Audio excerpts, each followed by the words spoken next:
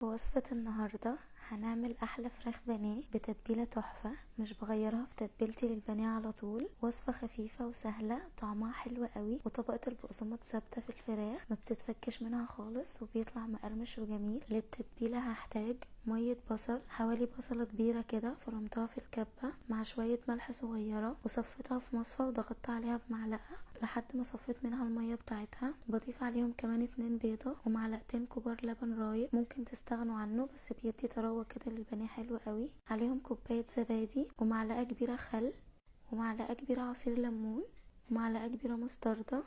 البهارات بقى ملح وفلفل اسود وبابريكا وبهارات فراخ وكركم، بحب احطه بيدي لون حلو قوي للبانيه.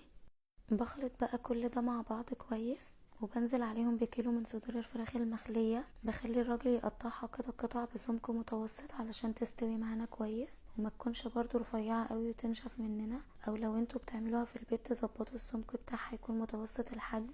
بس بسيبها بقى في التلاجة حوالي ساعة لو مستعجلين، او ليلة كاملة بيكون احسن طبعا.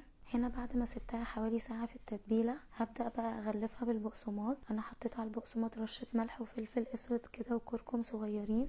هنزل بقى بالبانيه بس بنصفيه كويس من اي تتبيلة زيادة، وبضغط عليه بقى كويس جدا بايدي كده من كل ناحية علشان البقسماط يمسك فيه كويس بالشكل ده كده.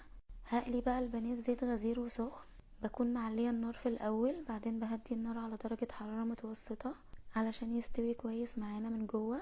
واول ما بياخد لون معانا بقلبه على الناحية التانية وبطلعه بيكون لونه ذهبي كده. وهنا كنت خلصت، شكله وريحته وطعمه تحفة، طبقة البقسماط ما فكتش منه. يا رب يكون عجبكم، اتمنى تجربوه بالطريقة وبالتتبيلة دي، وبألف هنا.